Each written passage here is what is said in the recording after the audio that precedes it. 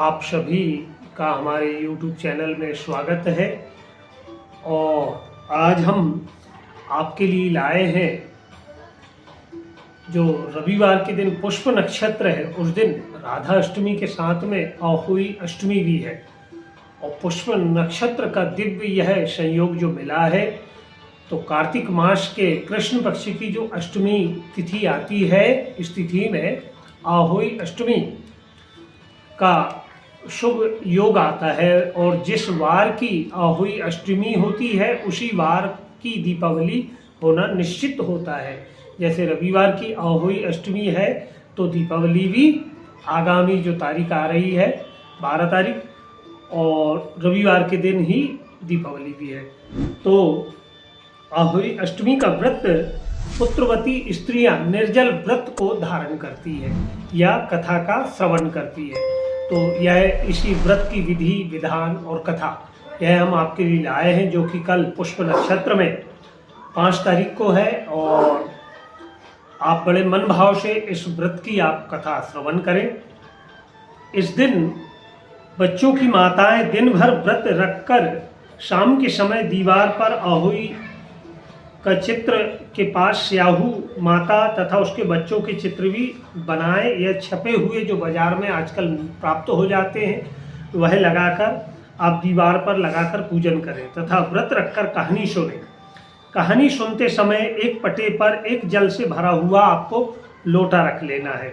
और पूजा के लिए माताएं पहले से ही एक चांदी की अहोई बनाए, जिसे स्याहू कहते हैं, और उसमें चांदी के 2 दाने मोती डल वाले, जिस प्रकार गले में पहनने के लिए हार में पेंडिल लगा होता है, ठीक उसी तरह उसी की भांति चांदी की अहोई ढलवले और डोरे में चांदी के दाने डलवले। फिर अहोई को रोली चावल दूध व भात से पूजन करें।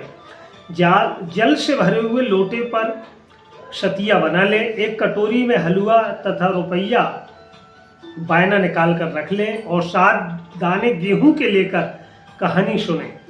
आप भी जब कहानी सुने तो 7 दाने गेहूं के अपनी अंजलि में आप अवश्य रख लें।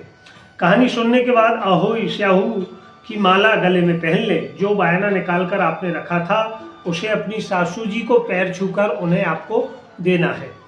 और इसके बाद चंद्रमा को अर्घ्य देकर स्वयं भोजन करें। दिवाली के बाद किसी भी शुभ दिन अहोई को, जो गले में आपने पेंडिल जैसा पहना है अहोई माता का, उसे निकालकर गले से निकालकर गुड़ से भोग लगाकर जल के छींटे देकर मस्तक झुकाकर प्रणाम करें। और जितने बेटे हैं उतनी बार तथा जिन बेटों का विवाह हो गया है तो उतनी बार चांदी के 2-2 दाने अहोई में डालती जाए। ऐसा करने से अहोई माता प्रसन्न हो बच्चों को दीर्घायु करके घर में नित्य नए मंगल करती है। इस दिन पंडितों को भी पेठा दान करने का बड़ा फल प्राप्त होता है।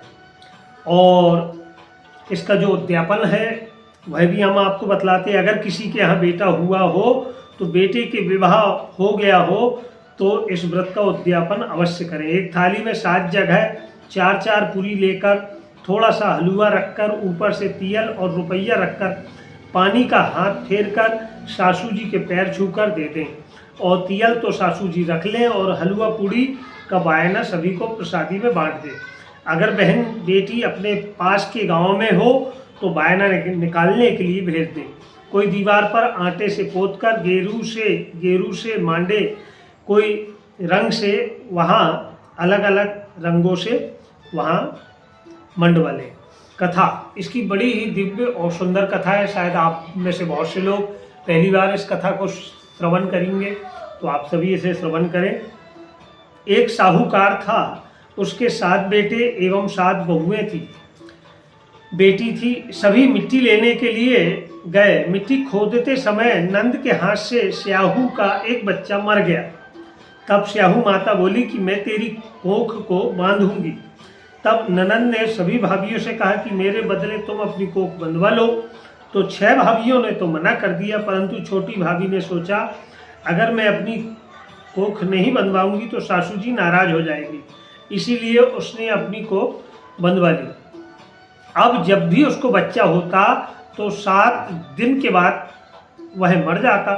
एक पंडित को बुलवाकर जब पूछा गया कि क्या बात है कि मेरा बच्चा साते के दिन मर जाता है, तब उसने कहा कि तू सुरही गाय की सेवा कर, और सुरही गाय स्याहू माता की सहेली है, वह तेरी कोख को जोड़ेगी, तब तेरा बच्चा जिएगा। तब वह सुबह जल्दी उठकर सुरही गाय की सेवा करने लगी। गौ माता ने सोचा, आजकल कौन मेरी सेवा करता है, तब मेरी बहुएं तो काम करती हुई लड़ाई झगड़ी करती है। तो गौ माता ने सुबह उठकर देखा कि साहूकार के बेटे की छोटी बहू आती है जो सारा काम करके चली जाती है। गौ माता सुरही गाय बड़ी प्रसन्न हुई, कहने लगी, बोल तेरी क्या इच्छा है जो तू मेरा इतना काम करती है, मांग क्या मांगती है, क्या तेरी मनोकामना है।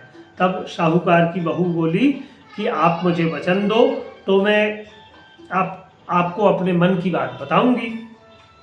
तब वह बोली कि मैं तुम्हें वचन देती हूँ, बोलो तुम्हारी क्या इच्छा है। तब साहूकार की बहू कहने लगी कि स्याहू माता आपकी सहेली है और स्याहू माता ने मेरी कोख बांधी है, सो आप मेरी कोख छुड़वा दो जिससे मैं मां बन पाऊँ। तब गौ माता ने कहा कि 7 समुद्र पार अपनी सहेली के पास जाने के लिए वह दोनों निकली। रास्ते में धूप पड़ी तो आराम करने वह एक पेड़ के नीचे बैठ गई। थोड़ी देर में एक बड़ा सा सांप आया और पेड़ पर गरुड़ पंखनी का जो बच्चा था उसे डसने लगा। तो साहूकार की बहू ने उस सांप को मारकर नीचे फेंक दिया और बच्चे को बचा लिया। उसी दौरान गरुड़ पंखनी आई और साहूकार की बहू को चोंच मारने लगी। तो वह बोली कि मैंने तेरे बच्चे को नहीं मारा, यह सांप तेरे बच्चे को मार रहा था, मैंने तो इसकी रक्षा करी है। तब गरुड़ पंखनी बोली कि तू क्या मांगती है। तो वह कहने लगी कि मुझे उस 7 समुद्र स्याहू माता के यहाँ हम दोनों को ले चलो। तब गरुड़ पंखनी ने उन्हें अपनी पीठ पर बैठाकर स्याहू माता के पास पहुंचा दिया। स्याहू माता बोली, आओ बहन, तुम बहुत दिनों में आई है। और स्याहू माता कहने लगी कि मेरे तो सिर में बहुत जू पड़ गई है। फिर साहूकार की बहू ने कहा कि मैं आपकी मदद करती हूँ, और स्याहू माता की सिर से सारी जू निकाल दी। तब स्याहू माता बोली, तूने मेरी बड़ी भलाई करी, इसीलिए तेरे 7 बेटे 7 बहुएं हों। तो बहू कहने लगी, मेरा तो एक भी बेटा नहीं, 7 कहाँ से होंगे। तब स्याहू माता बोली कि क्यों नहीं होंगे। तब वह बोली कि आप मुझे पहले वचन दो। तब स्याहू माता ने कहा, अगर मैं वचन से फिर जाऊं तो कैसा होगा। तब साहूकार की बहू ने कहा कि मेरी कोख तो आपके पास बंधी पड़ी है। तब स्याहू माता बोली, तूने मुझे ठग लिया, मैं तेरी कोख खोलती हूँ, परंतु अब मुझे खोलना ही पड़ेगा। जा, तेरे घर 7 बेटे 7 बहुएं मिलेंगी और 7 तू उद्यापन करियो, 7 मंडियो, 7 कढ़ाई करियो। वह घर आई तो देखा 7 बेटे 7 बहू उसकी बैठी हुई है, घर में बहुत सारा धन वैभव है। अब तो उसने 7 ही मांडी, 7 अजमन, 7 कढ़ाई करी। सारी जेठानी बोली कि सब जल्दी जल्दी पूजन कर लो, नहीं तो वह रोने लग जाएगी। थोड़ी देर में उन्होंने अपने बेटों से कहा कि तुम्हारी चाची रोई क्यों नहीं। बच्चों ने देखकर आकर बताया कि चाची के यहाँ तो यह पूजन हो रही। तब जेठानी भागकर आई, देखा कि यह तो अपनी कोख छुड़ा लाई है। तब वह बोली, तुमने तो कोख बंधवाई नहीं थी, मैंने बंधवा ली थी, परंतु स्याहू माता ने दया करके मेरी कोख को खोल दिया।